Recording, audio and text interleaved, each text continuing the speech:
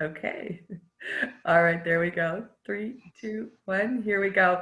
Okay, so thanks for having me, guys. Just a little tiny bit about me. I am in my 29th year of real estate, 13th with KW. Started at King Street office in Advantage, then moved over to neighborhood, and now my husband Philip Brown is the OP of our KW portfolio office in the Central Core. We have a lovely team. My husband is my business partner. We have 3 salaried staff. One is admin, one is marketing and sales support, and we have a director of operations and 1 agent, Robin. So that's a little bit about us, and we've had a good year. We're very grateful. We feel like we're very fortunate, and certainly multiple offers have been kind of par for the course for us this year. Haven't had too much of a break.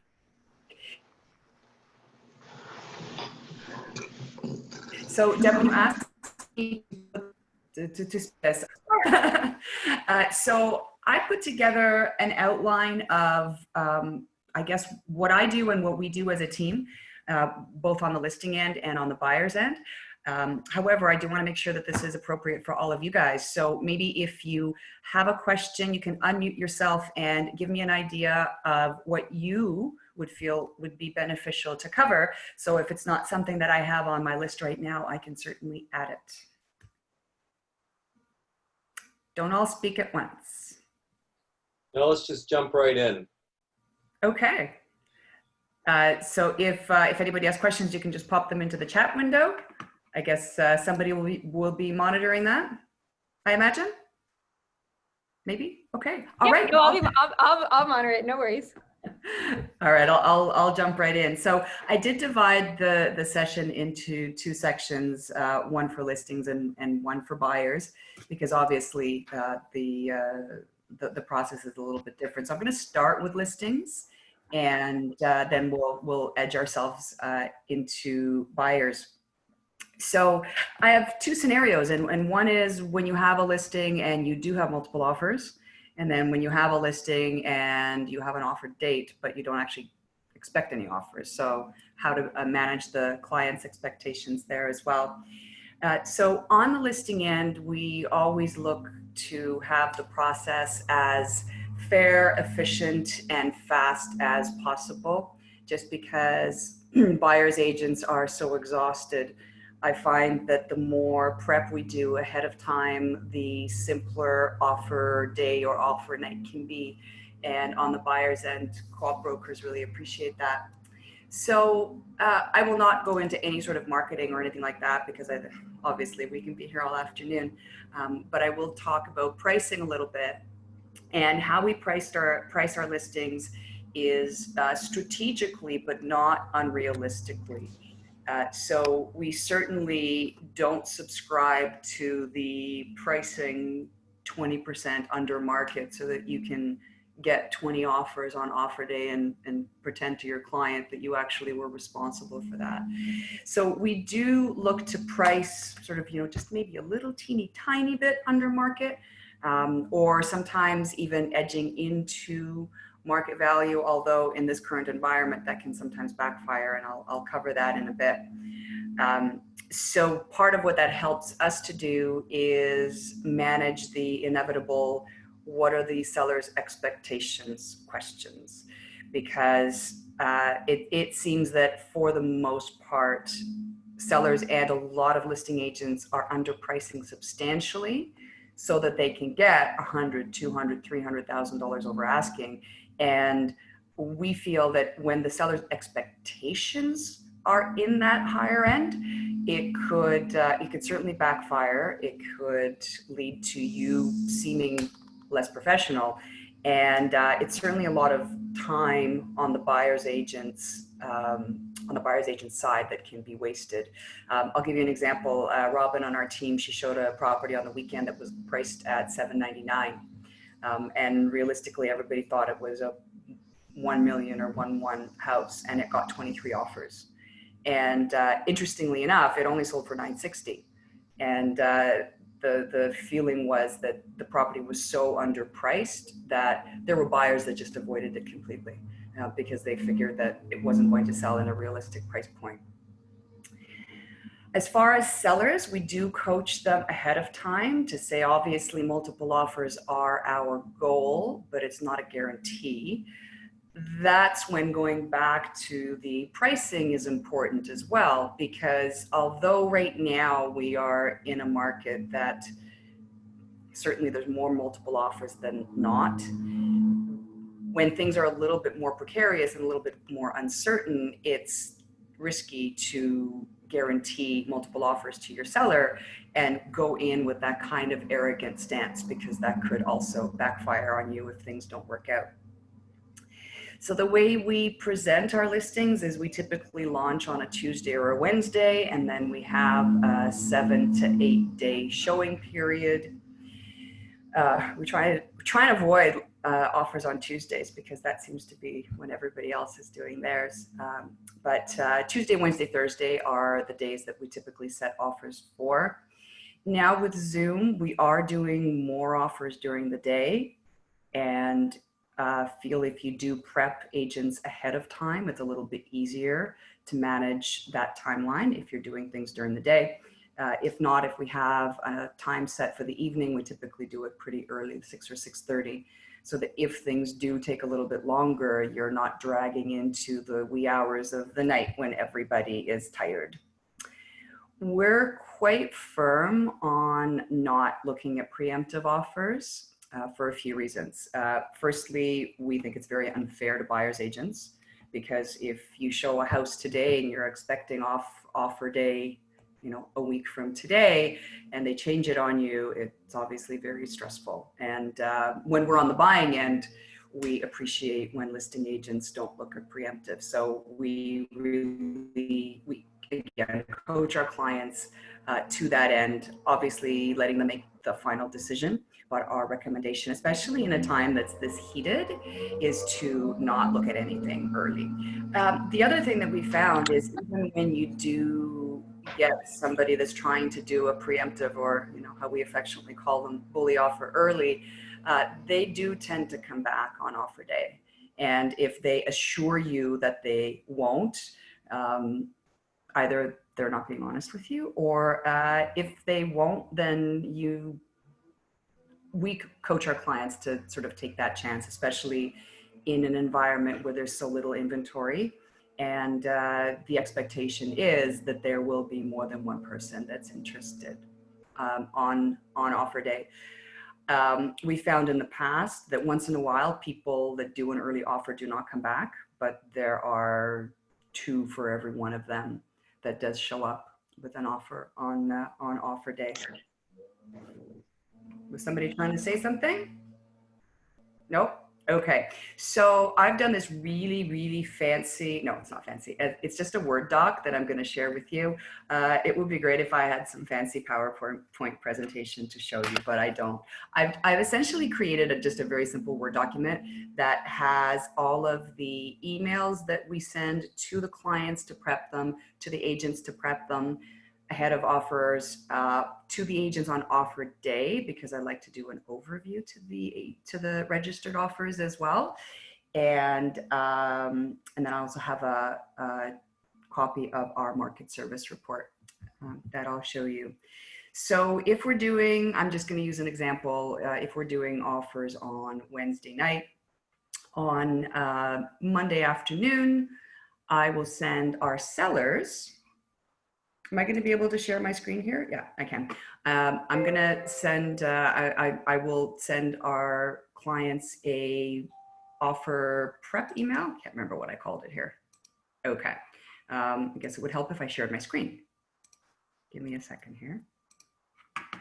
And don't bother trying to screen capture this or write it down. I can just send you guys all of this. This is very sort of off the cuff. It's been a little bit fast to get this together. You don't have to use these exact words, but you just get the essence of what it is that we're doing with both our clients and our agents. So to clients, we want to give you an idea of what to expect on our offer day. I explain to them the difference between registering an offer and somebody that's just talking about an offer, and make sure they understand that until it's registered, it is not official.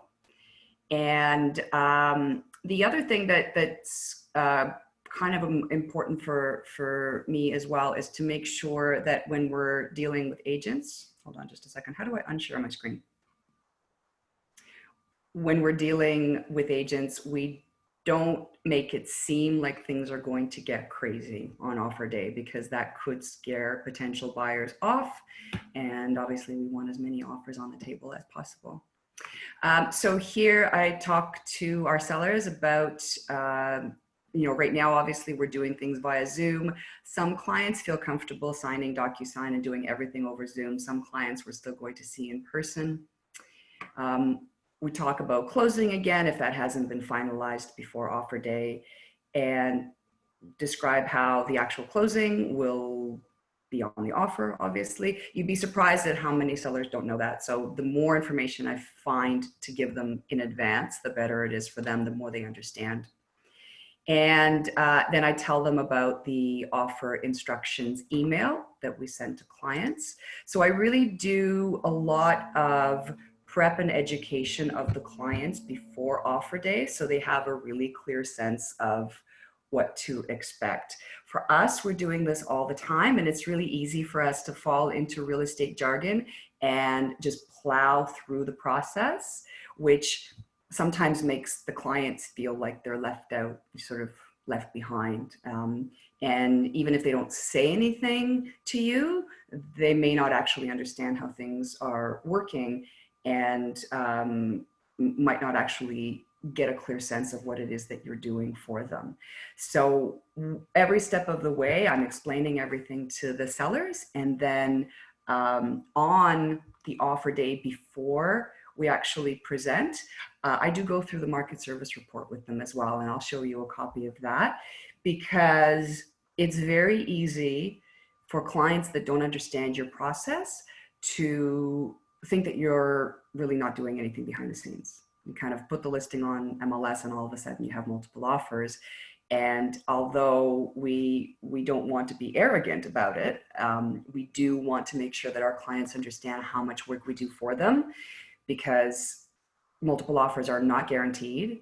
And even when you get them, there's no guarantee, unless you handle things properly, that they're going to get the best package overall. It's not always about price.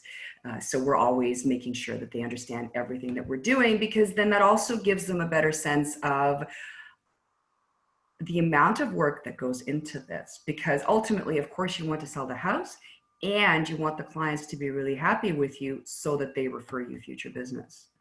And if all of a sudden you're just sitting down saying, okay, we got 4 offers, let's go, they won't always appreciate what it took to get you there, to get them there. And I think we're all guilty a little bit of just doing things because we do them and not showing our clients how much we're doing behind the scenes. So typically the morning before offers, so let's just use Wednesday as an example. We have offer date Wednesday afternoon or Wednesday evening. We send the offer instructions email to all the agents that have shown. So here's the thing. If we haven't had a lot of showings, we might start calling agents for feedback. If we've had a lot of activity, then typically we would send this email out the morning before offers. So we would send something like this Tuesday morning for Wednesday offers. This was actually something, this was just this week. So all of the showing agents get this email. Thanks for showing. We highlight the presentation time, especially if it's during the day. I just find even when you post it on the listing from the very beginning, agents just don't read. And they just kind of assume everything's in the evening. So throughout the week, I talk to them and I make sure they understand it's in the afternoon. The offer presentation email goes out with the time highlighted. So here's a trick that we do now. And I guess it's not a trick if all of you know it now, but you can use this with your own listings. I always give agents either 30 or 60 minutes a presentation time that's 30 or 60 minutes before our actual presentation time, because more often than not, a lot of agents tend to be slow. So in this particular case, I've said that the offer presentation is at 3. We actually had it at 4. And offers were still coming in at 20 after 3. So gives you an idea. So we ask for offers to be registered by a specific time. We want them sent in by a specific time. We put any special instructions in this email as well. In this particular case, I was dealing with the adult children of the owner, and the owner is in a home. So we had to do all of the discussions and negotiating and picking the best offer in the afternoon. And then we went to see her at night. So in this case, we're saying the presentation is at 3, please give us until 9 p.m. on the irrevocable to give us enough time to obtain final signatures. You'd be shocked at how many offers came in with a 6 o'clock irrevocable time on this day. But then again, that's agents not reading. So we talk about how we like to receive a deposit, what the ideal closing is. This for us has been really important because going back to my point about making sure that everything is as fair as possible, we do not have any commission agreements in multiple offers on our own listings.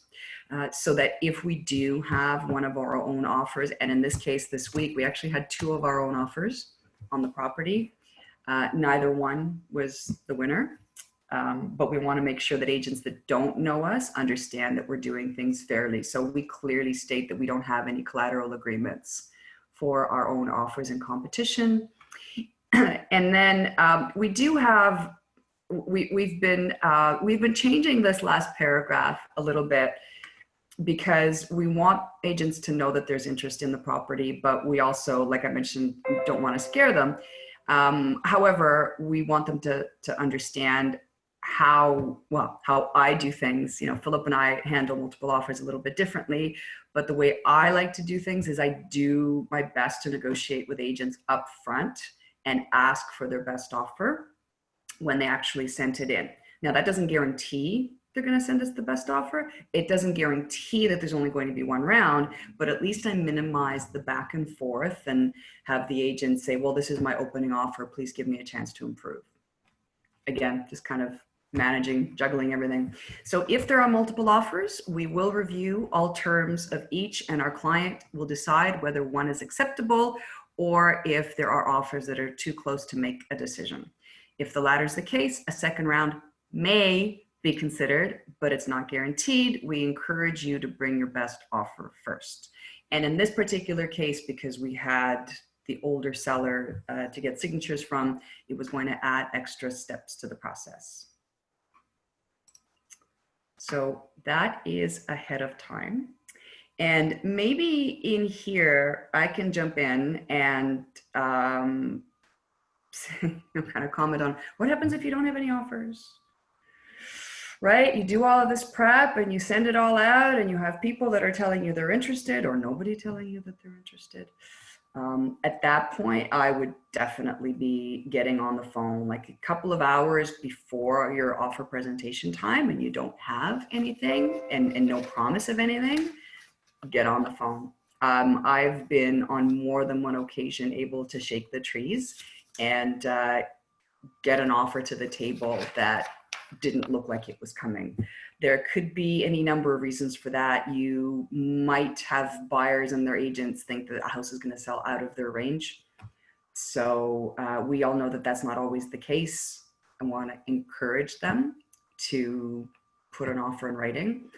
When I was talking about pricing, there was, I mentioned that sometimes pricing close to market value can actually backfire. We did have that happen once this year. The property was at Dufferin and Rogers, so it was kind of just getting to the top of desirable neighborhood, and we weren't sure that we were going to get competition, so we priced it at kind of where we thought the house was worth. Unfortunately, what happened, because people are so conditioned to multiple offers, they were looking at that price and expecting another $100,000 to $200,000 over that, which would be the price that they think it would sell at, and they didn't think that they could be competitive. So fortunately, because I got on the phone and I started talking to people, I did manage to squeeze out 2 offers before offer presentation time, but it was only because I actually got on the phone and started talking to people. So yeah, sometimes you actually have to put the work in. Imagine that, right? You don't just show up and rake in the money. So the morning of offers, I do another email to the clients. And, again, the contents of this email really depends on what the situation is. This content I took from a listing in Bloor West Village, which was going to be very, very busy. So we already knew that we were going to have interest, but again, you want to manage sellers' expectations, because you never know when 23 offers will only result in $160,000 over asking, or 3 offers like we had with this Bloor West property. We ended up with 3 offers and $250,000 over asking. And the asking price was already higher than what we had planned to list at 2 months before. So although we tend to think that the more offers, the higher the price, that's not always the case. So my offer day prep to clients talk about, whether or not we have anything registered yet. And I do tell them that what I do throughout the day is juggle, massage, and negotiate until we get the right terms. Now, again, that's not always guaranteed, but I find the more involved I am on offer day, the better chance we have of having better offers that we can accept or reject quickly.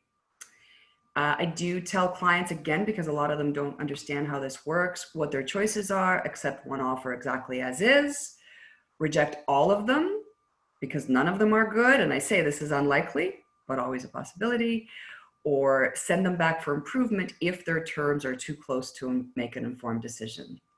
So I also train our sellers to how this process will work and what the risks are of sending offers back. I always also tell them that I'm negotiating all in advance of offer time, so that they understand that by the time they see the offers in front of them, if they're not the absolute best that we're getting, they're going to be pretty close.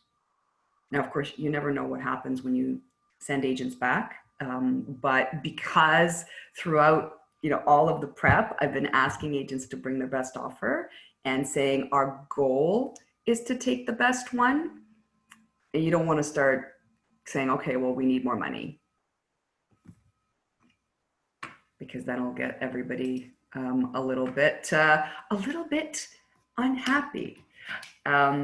There's so many possible outcomes of an actual offer presentation time. I can't possibly go through all of them, and really it's so situational. And what happens if you have offers? I mean, we've had cases where offers have been identical,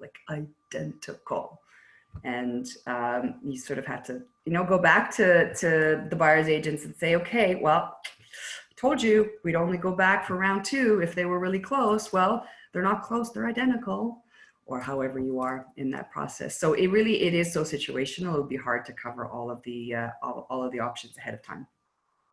So then the next prep to the agents is the thank you for registering email.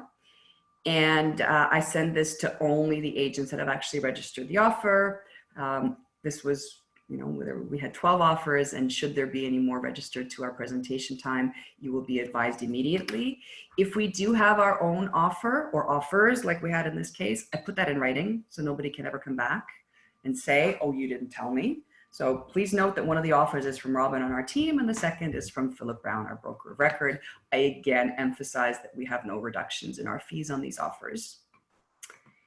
And then again, emphasize that we would really like to see their best offer, just in case we don't go for round 2.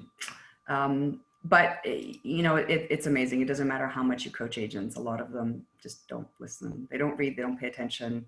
But you can always go back and say, like 2 emails ago when I said, or 1 email ago, or remember when I said. So at least they know you've covered that before. So we talked about coaching clients, asking them to bring their best offer. Balancing the terms of the offer, not each highest price will be the best terms. Obviously, if there's a condition in an offer that's higher and you have a firm deal that's a little bit lower, the clients need to understand that sometimes accepting a firm deal for a little bit less money is better for them. This week also, we actually had our sellers accept an offer that was a little bit less than the top one, because the top one was from a builder and the one that they accepted was from a family. And of course they met the family and they met the little baby, and there was also the personal connection. So don't underestimate that when you're the buyer's agent. Right now it's pretty hard to bump into sellers, right? Because everybody's trying to clear out for showings for COVID, but do not underestimate that, because some people just want the best price no matter what, and others don't.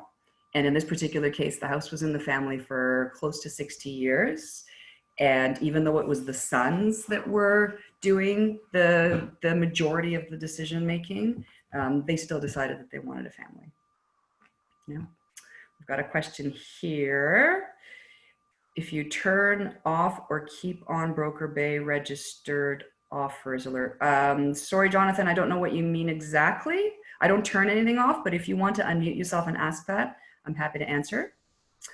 When you're receiving a lot of multiple offers, do you filter out which ones to present? Actually, Lindsay, that's a great question. I'll be answering that momentarily, because I have my offer chart here that I'm going to show you. Just give me a moment. It was the one thing that I didn't open on my screen. Hey, Irene, you know when someone registers an offer and then an email goes out to all the buying agents who had showed the property that an offer is registered? Yes. I was wondering if you keep that on or you turn that off or anything like that. I keep it on. Keep it on. Yep. Yeah, I keep it on. If there are people that want to be removed, they just unsubscribe themselves. Just give me a sec here. I do want to show you this chart, especially since Lindsay asked about it. And now I can't find it. Just give me a second. Registration. There we go. Okay, I got it. So Lindsay, oops. Sorry about that, guys. Too many windows open here. So Lindsay, this is the chart that I prepare. Now, if you have 2 or 3 offers or even 4, you don't really need to do this. But once you start getting into many, it really does help keep things in order. So I have the agent's name, the contact information, and then I have all of the prices here for all of the offers, the deposits, the closing, whether they have conditions or if they're firm. And I've added this last column because the irrevocable, when you don't have any special instructions, like, in our case where we had to go get signatures from an older owner, it's pretty important, because if you do have a really great offer and a buyer agent who is keen and smart, they may give you a shorter irrevocable. When we have buyers in competition and we know we have a really good offer, we don't give them a ton of time. Like this whole 11:59 p.m. No. So that column has been helpful as well. But like, to answer your question, Lindsay, yeah, I may not be printing out every single offer. In fact, now even with Zoom, I barely print out any. I tend to print out only the one that we inevitably accept. But I do have that chart, so not only client me, I can see the details of each one. But yeah, the clients need to know. The clients need to know what the offers were. And going back to, I told you I would show you the market service report, which I'm going to do right now. I know I'm doing things a little teeny tiny bit out of order, but you're going to get the idea. So the market service report, it's very important if you have no offers, but even when you do have even a couple, this is really good for them to see. So this is just a simple Google Doc that we created. Todd on our team created this. It can be updated by anybody, anywhere, just because it's right on the Google Drive. And we really make an effort to show the sellers what we did. So when there's multiple offers, they still need to know how much work went in to getting those offers to the table. And when you don't have any offers, or if you just have one, that's interesting as well, because if you only have one offer and they only have one decision to make and they only have one offer to negotiate with, it's really good to go back and say, okay, so this is everything that we've done. This is how many showings we've had. We post the realtor.ca views. Do you guys all know how to get your realtor.ca views? No, Deb, if you don't know them, probably other people don't know as well. In Treb, you go into Realtor Link, or I guess if you know your Realtor Link logins, you can go right into Realtor Link, and then there's a little button that says Listing Stats. You click on that, and it shows you all of the Realtor.ca hits. It shows you how many times pictures were viewed, and it shows you how many times it was favorited and shared. So if you have a lot of activity and not a lot of real interest or not a lot of offers, then that's also telling. You're either you have a price that's too high, or maybe you just didn't find the right buyer. But it's really important for clients to see all of that, because if they don't and you end up empty-handed, they think you didn't do your job, and you never want them to think that, right? Deposits on offer night. Actually, Vivian, that's a good question. I do put that in the offer instructions email. We had been requesting wire transfers for a while, and I think we had a few, but most times people just do bank drafts right now. That just seems to be a simpler process and more certain, right? Go. Okay. Market service report, coaching. The other thing, there's nothing worse than a buyer as to be sitting not knowing what's going on. So in a case where agents have absolutely no hope of getting this property, I let them go really early. I let them go like very early, sometimes even before the clients show up or before we review the offers. Make sure to print out their 801, write down what time the offer was presented, what time the offer was received, what time the offer was presented. Even if all that is me saying to a client, we had this offer, and this offer, and that was too low, and I just write that down. And I send the 801 to the agents right away saying, I'm sorry, we have other offers that we're working with.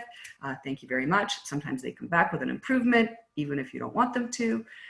But at least, be honest and professional, and buyers agents really, they appreciate that. I mean, when you're on the buyer's end, if you know your offer stands no chance, you want to be sitting there waiting. At least now we're not sitting in a room waiting like we used to.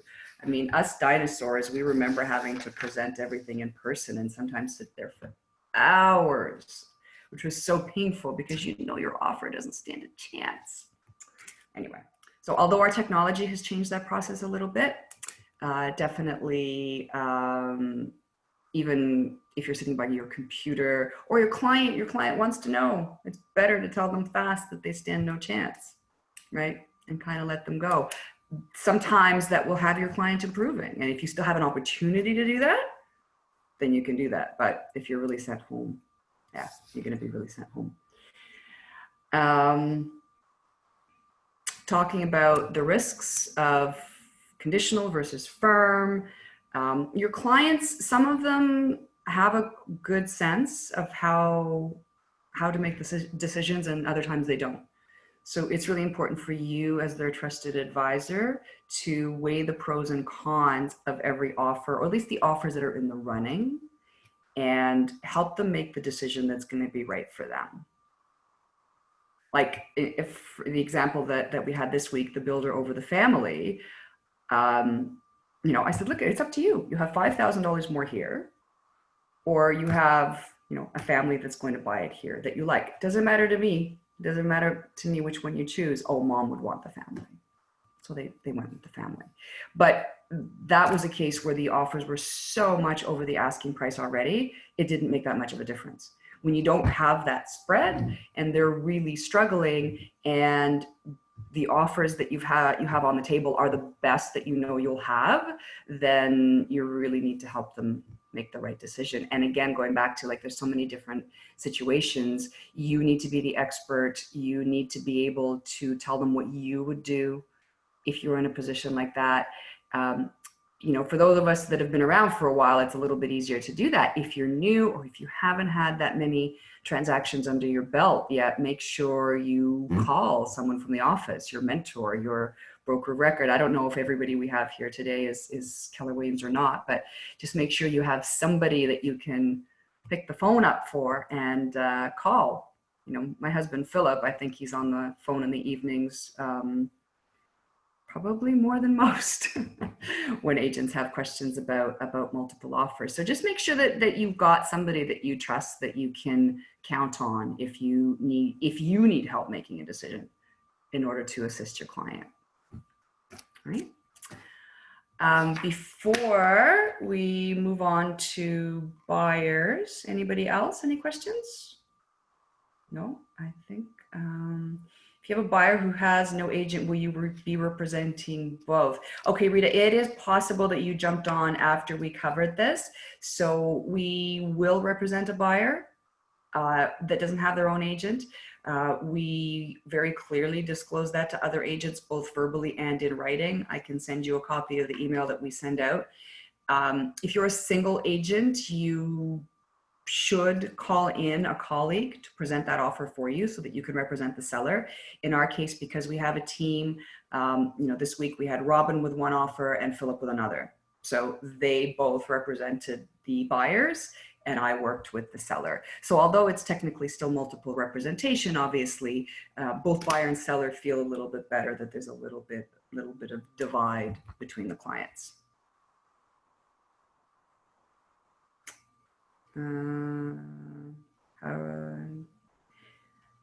Rita, I'm not sure what you mean, approach the other agents and encourage them to bring in offers. Are you talking about, maybe, Rita, if you can unmute yourself?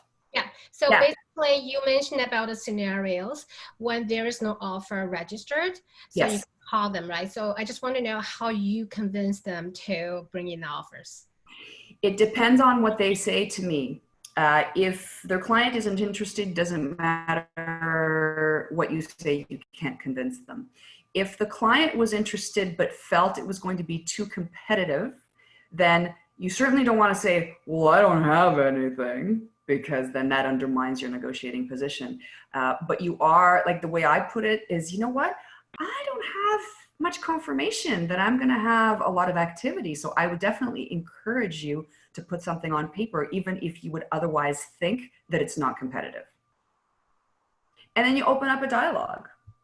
You really, you want to be careful. It's a very fine line. You don't, even if you know you have no other interest, you don't want the other agents to feel that, because then their offers might not come in at a very good price. But you also want to carefully present an opportunity to them. That's how I'm going to word it. It could be an opportunity. Right, great. Yeah. The other thing I say is, you know what, I've got people hovering, but nobody's coming forward. Right. So if last minute somebody does come out of the woodwork, which can happen, you could say, oh, you know what, that was one of my hoverers. So you don't want to lie, obviously, because you want to be in integrity. But you always have somebody hovering, right? You got somebody, oh, maybe if I get it at the right price. So it's all a matter of your words, right? Words make the man. So how you present the situation will really determine whether you succeed. Great, that helps, thanks. Cool. Well, if anybody else has any questions that they can think of, jump in, because we do need to move on to buyers. Well, buyers, strap yourself in. Working with buyers right now is a challenge, any way you slice it. And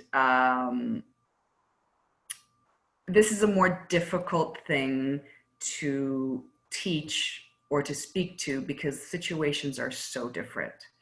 And listing agents are so different and sellers are so different and the process is so different. That's one of the things that's I find still very frustrating after all this time is there is no clear, efficient process on how to deal with multiple offers, which is why I go through everything that I just told you on the listing end so that things are more transparent and more clear. But a lot of listing agents don't have that skill and it really is the Wild West. So the important thing, so even before you get to a point where a buyer wants to put an offer in, we spend a lot of time coaching our buyers on the whole process. So it starts at the buyer consultation. So once we figure out their wants and needs, we talk to them about the process. We talk to them about the Toronto market. We talk about how heated it is right now. And while it's very possible that we can walk into a house that's been on the market for a week and hasn't had any offers, and we can go in under asking and try and negotiate, that's going to be the exception rather than the rule. And you need to prepare yourself to be in competition.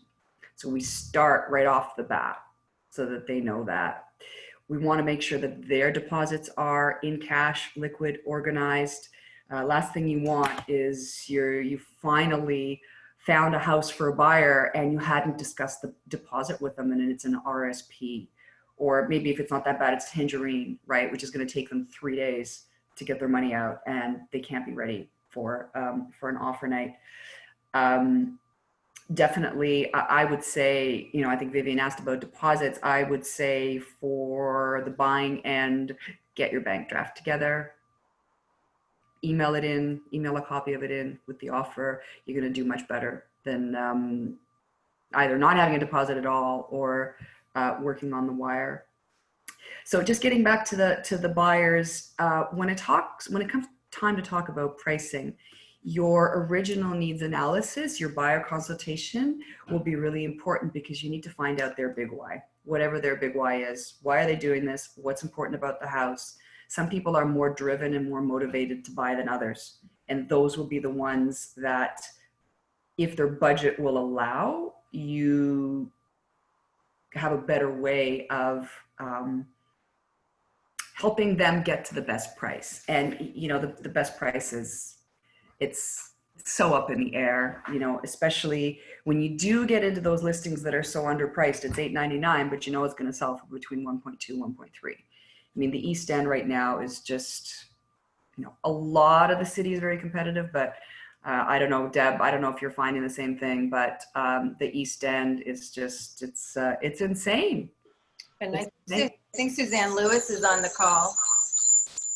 She is, I can see her. Well, I can see her name.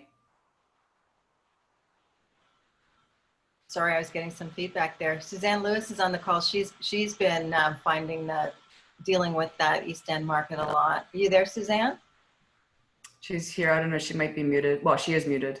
I don't know if she can hear us. If you want, we can speak a little bit to the East End, working with some buyers out there. Cheryl, last week following, I think 5 different properties. 38 offers.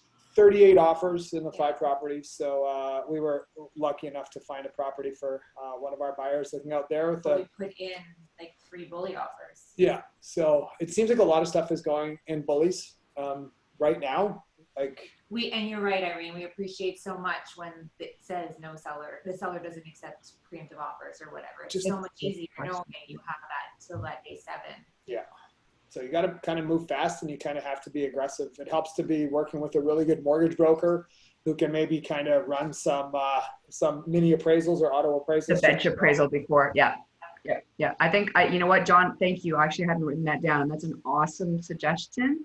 So if you guys don't have a mortgage broker in your back pocket, you need to get one. Obviously, between all of us, we have some great recommendations. But getting that appraisal ahead of time is really helpful. And not a lot of mortgage brokers do it. So you need to find somebody that you can trust that can do that. Sometimes it's a matter of the property appraising. Sometimes it's the buyer's budget. If they're getting beat out just because they don't have the money, that's very different than them getting beat out because they don't want to pay the money. And the people that don't have the money, that's not an objection, that's a condition. If they only have so much money, you have to work with that. It's the people that don't believe you that something's going to sell in a specific price, or they don't want it to sell in a specific price. That's where your skill really has to come in, and that's when you bring them back to the big why. I had a great little interaction with a client today on this week on Burtmount. They had been, so they bought in, it was 2014 or 2015, and it was very heated then too. And they just kept getting beat out. They just beat out and beat out and beat out. And initially they weren't putting in very good offers, but then they started putting in great offers and still being beat out. And even back then, he said to me, Irene, what's going on? Why can't we buy a house? And their price point is edging up, right? So remember, this was 5 years ago, and they didn't want to go to $1 million. Haha, isn't that funny?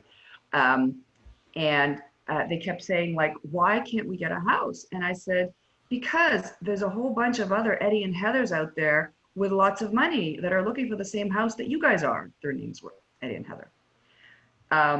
And this week when those, so I guess there was 2 sales on Burtmount in the last sort of less than 30 days of semis that sold north of 1.7.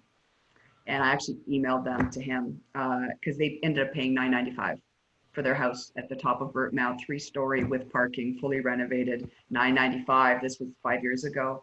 And I said, do you remember when that $1 million seemed like so much money?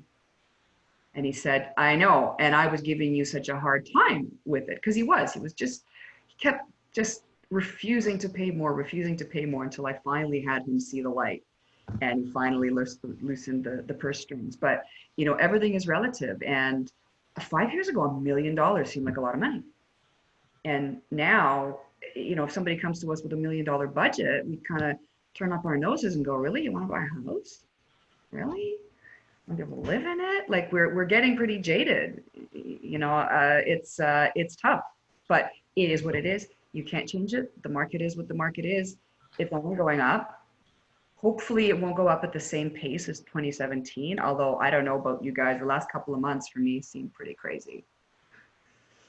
Right? I don't know if Suzanne can hear us, but yeah, the house on Brooklyn that just sold, that was actually our listing when those people bought. And they didn't do a lot to it. I think it was 2012 that they bought. They paid $888. It just went on at 1.5 and sold for 1.9. And they did very little to it. Irene, I'm back. I'm so sorry. Can you hear me? I can. We can. I'm so yes. sorry. First of all, I love your nail polish. Your nails look amazing. Oh, And I help with my hands. and I'm so sorry. I walked away for 2 seconds and Lindsay's on the call. She just sent me a text. I had to deal with the kids. She's like, they just asked you a question. I'm like, oh my God, no. So sorry I missed your question. But yeah, no, clients of ours bought on Indian Road about 4 years ago for 1.7, and it was on the market forever. They couldn't get rid of it at that time. And It was Adrian Farquhar's house. I remember. Right. I know. And now we just sold it for 2.7, almost 2.7, 2.6. Yeah. So, you know, so the offers that we had this week, the 12 offers with the seller that had lived there for 60 years. Todd was with me, and we just for fun decided to add up the money on the table. So just the offers together, there was over $18 million in volume, and the deposits, which I thought was even more fascinating. So just the deposits, because you know the deposits have to be liquid cash. So if any one of those offers got accepted, they would have had to give us that cash. So everybody had to have cash. So we added that up, and it was $1.145 million, which was one day, a 2-hour period on a Tuesday in Etobicoke. And like, we're not talking prime Bloor West Village or Leslieville or, you know, anywhere where there's a really, really hot market, although obviously 12 offers, that would be a hot market. It's not a destination like some of the other neighborhoods. It's a good family area. But we had over $1.1 million in cash sitting there and over $18 million of potential business. And you look at that and you know, Deb, I think I'd like to find out if we can get a recording of that Treb Outlook seminar, because I think it was really balanced and really good. And it helps people understand that we are a little bit unique in Toronto. And, you know, when that CMHC article about Canada's prices dropping 9 to 18% came out and everybody went into a tizzy, we really had to help people understand Toronto is not like Canada. It's not. It's a very different environment. And although we're not immune, I mean, who knows? You never want to be so cocky that you say nothing will ever change. Right now, there is no indication that anything's going to change. So for your people that don't have a big budget, I think that's an issue, because when they have a finite amount of funds, you need to just get them into something, even if it's not going to be their dream home, so that they can get their foot into the, you know, onto the equity ladder. The challenge is the people that don't want to spend it, because they either don't believe in the market or they have, you know, some other ideas about how the money should be spent. And the more research you do, the more data you have, the better position you're going to be in to help those people either get into the market or step up in the market. Now, there are some people who won't listen to the facts, and they won't let the facts impede on their reality. And if that's the case, and you don't think that there's going to be anything that's going to change their mind, then you really have to determine if you want to keep working with them. It doesn't matter what their budget is. If they have, you know, if they have $1 million, or if they have $500,000 and they want a $700,000 property, or, I mean, we've got a very small case of this right now. We have buyers with $420,000 budget for a condo, and everything they want is $500,000. And they haven't, shouldn't say they haven't, they're only like now just starting to get into the headspace of, we're not going to get a $500,000 condo for $420,000. But it's been slow, it's been hard. But you got people with a $1.5 million budget, they want a $1.9 million house. Right, the price point does not matter. If your clients don't have a realistic idea of what their budget will give them, and they will not move in any direction, excuse the pun, I don't mean like physically move, but if they want a house, but their budget is a townhouse or condo, or if they want Toronto, but their budget is going to take them to Hamilton, or whatever the circumstance is, you really have to figure out, is your time well spent with them? Or would it be better spent looking for somebody that's going to be more realistic? And the more you know, the more you know, right? So the more research you do, the more you talk to them, the more you know about how to help them. And if you can help them, the easier it will be to determine if there's any longevity there. But the one thing I would also say is, you cannot assume anything. And, you know, going back to, if I don't have any offers, I start shaking the trees for potentials. You can also do that with your own buyers. So you can assume that something is going to sell for a specific price. But unless you're getting into, you know, a 15-20 offer competition, it makes sense to put the paperwork in, because you never know what's going to happen. And right now, we're not driving around, getting signatures, presenting offers, everything's done electronically.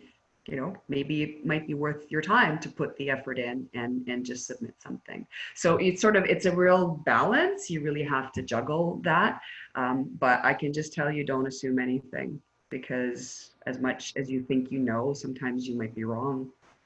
We had a case, it was so funny. For those of you who know my husband, you know he doesn't get ruffled very easily. And this was, I don't know, 3 or 4 years ago. He was going into, like physically going into a multiple offer competition with a know-it-all buyer. The know-it-all buyer always knew what the house was gonna sell for, and he was always wrong, always, always, always. So Philip grudgingly dragged himself into, and I don't remember exactly what it was. I don't remember the difference. It was like $989, and we kind of figured it would sell between 1.2, 1.3, something like that. And the buyer wanted to go in at 1.1. It was something ridiculous like that. Like, you know, you feel arrogant. and they got the deal. And I was sitting in my home office, which is right here behind me, and the front door almost slammed open. And he like looked at me and went, "Oh my God, we got it." And it was this, I don't see my husband ruffled very often, but it was one of those cases where you say, okay, well, we know what it's going to sell for. We know, and we're not just going to do this just because we got to do this for the client. And then you get it. And if you didn't present it properly, fortunately, the way Philip had packaged it beforehand, he was able to sort of backpedal a little bit and said, see, this is what happens when we just keep going and we never give up, right? Because you don't want the client to say, see, I told you, right? So yeah, it's this, don't assume and don't write anything off, because you never know when that little teeny tiny window might open and you guys might have an opportunity. So, and that's what separates the better agents from just the regular agents, I think. Yeah, oh my gosh, that was a little bit of a rant, excuse me. Who else has questions on buyers or anything? Anybody? My goodness, was I this thorough? You were awesome. Awesome. That's an amazing presentation. That's the first time you've done this, correct? Yeah. As you did, awesome, Irene. Thank you. Thanks, John. Thanks, John. Deb, I'll share that Word document? Yeah, with Wonderful. With text. Yeah. Well, how do they say? Well, I don't know. The better prepared you are, the better you're going to be dealing with situations. I can't remember what that cliche is, but whatever it is, the more the better prepared you are, the better overall your experience will be, whether it's with buyers or sellers. Right, and it's great for us, you know, who don't have as much experience in the business to benefit from yours. So thank you so much for sharing this with us and for sharing that document with us. It's my pleasure. And thank you, John and Cheryl. Oh, no worries. Thank you, Deb Bennett. That mortgage situation has saved me more than once, and I have a mortgage broker that I have actually called from the table sitting across from Wow. the listing agent and said, this is where we're at, can we make it work? That's true. And- Not all mortgage brokers are created equal. Some are amazing. Yeah. No, they're not. They're not. So for those of you who know me, you know how to reach me. For those of you who don't, irenek@kw.com, or find me on Facebook. There's not that many. Oh my gosh, my internet froze. Nope, unfroze. There's not that many Kaushanskys on Facebook, so you can always find me. Okay. Thanks, guys. Have Thank a good you, afternoon. Thank you. Thanks, Irene. Bye. Thanks very much.